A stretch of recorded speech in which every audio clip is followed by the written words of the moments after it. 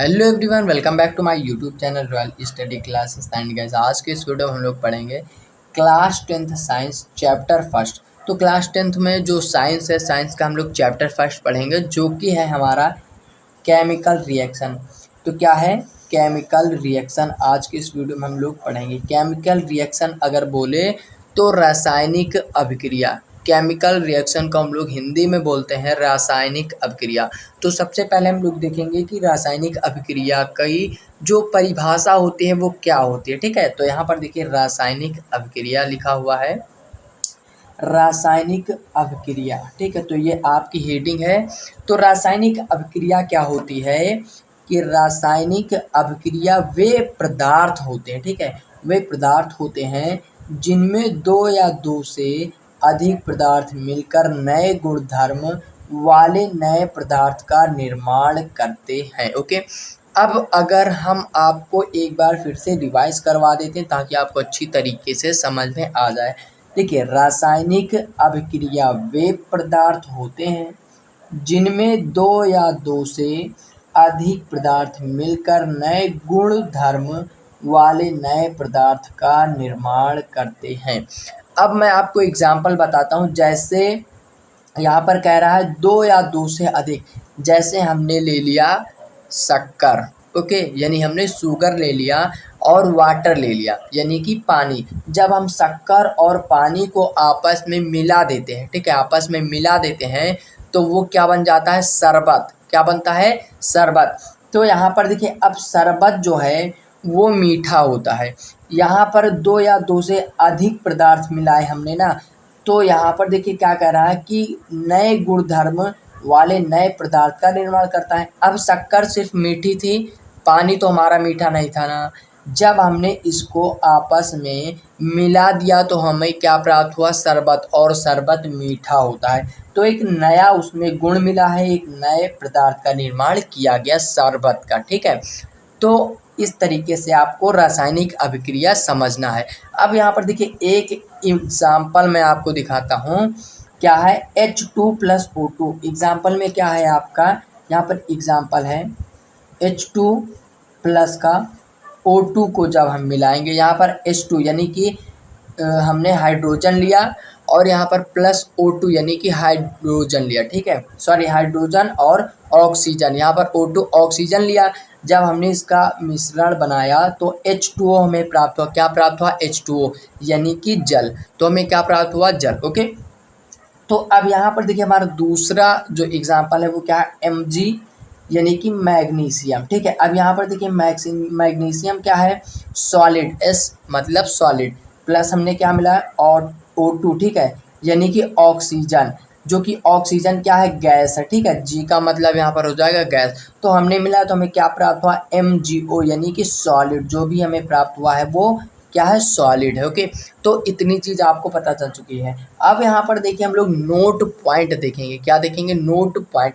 तो note point क्या है कि रासायनिक अभिक्रिया को भौतिक विधियों से उलट पलट नहीं सकते। ठीक है, हमारा यहाँ पर देखिए नोट पॉइंट क्या दिया गया है, यहाँ पर आपको ध्यान देना है।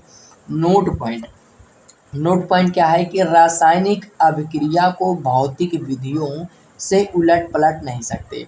ठीक है, अब जैसे हमने क्या किया कि हमने चावल को पानी में डाला और उसका जब हमने क्या किया? अभिक्रिया की, एक अभिक्रिया की, तो हमें क्या प्राप्त हुआ? भात, जिसे हम लोग कहते हैं पका हुआ चावल। ठीक है, हमने कच्चा चावल और पानी मिलाया तो हमें पका हुआ चावल मिला। अब आप ये बताइए कि रासायनिक अभिक्रिया से हम भौतिक विधियों से हम उसे उलट पलट नहीं सकते। ऐसा तो नहीं है कि हम पानी अलग कर दें, चावल अलग कर दें, अब ऐसा नहीं हो सकता। ठीक है, तो वही चीज़ यहाँ पर है कि रासायनिक अभिक्रिया को भौतिक विधियों से उलट पलट नहीं सकते। ठीक है, उसके बाद में यहाँ पर देखिए हमारा पहला जो है पॉइंट वो क्या है? वाष्पीकरण। देखिए, वाष्पीकरण से भी हम उसे पलट नहीं सकते। ओके, दूसरा है ऊर्ध्वपातन द्वारा और तीसरा है उपकेंद्रीकरण। तो ये जो है ये आपके मतलब पॉइंट हैं। ठीक है, अब यहाँ पर फिर देखिए हमारा जो हीटिंग है वो क्या है कि रासायनिक अभिक्रिया के उदाहरण, रासायनिक अभिक्रिया के क्या क्या उदाहरण हैं।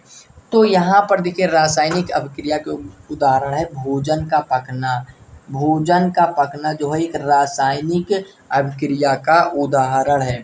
उसके बाद है आपका श्वसन, ठीक है। दूध से दही बनना, देखिए दूध से दही बन जाता है, उसके बाद क्या हम दही को फिर से दूध बना सकते हैं? नहीं बना सकते। अगर हमने जैसे भोजन को पका लिया तो उसको हम पहले जैसा नहीं कर सकते हैं, ठीक है। तो इसी प्रकार से रासायनिक अभिक्रिया के उदाहरण होते हैं। ओके, तो यहाँ पर 4 नंबर का उदाहरण आपको कमेंट बॉक्स में बताना है। ओके, अब देखिए इसके बाद हम लोग देखते हैं रासायनिक अभिक्रिया के दौरान होने वाले परिवर्तन, ठीक है। तो हम लोग क्या देखेंगे? रासायनिक अभिक्रिया के दौरान होने वाले परिवर्तन। ओके, तो रासायनिक अभिक्रिया के दौरान होने वाले जो परिवर्तन है उनको देखेंगे कि अगर हम रासायनिक अभिक्रिया करते हैं तो क्या क्या परिवर्तन होता है।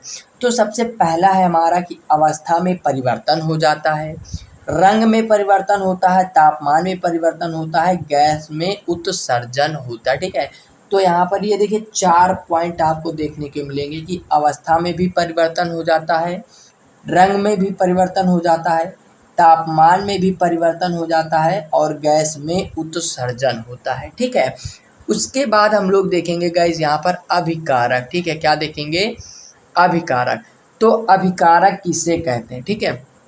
तो यहाँ पर देखिए अभिकारक जो हेडिंग है हमारी उसको मैं हाईलाइट कर देता हूँ ताकि आपको अच्छी तरीके से समझ में आए कि ये हेडिंग। ओके, तो हमारी हेडिंग है अभिकारक। देखिए अभिकारक क्या होते हैं?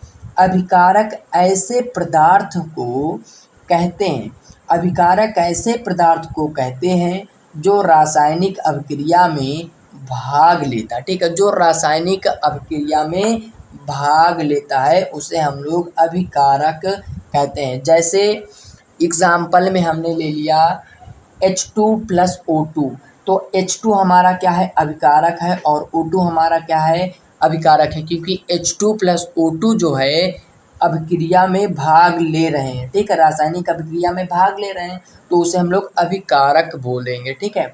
फिर हमारा दूसरी हेडिंग है उत्पाद। यहाँ पर देखिए दूसरी हेडिंग है उत्पाद। अब यहाँ पर उत्पाद किसे कहते हैं, ठीक है।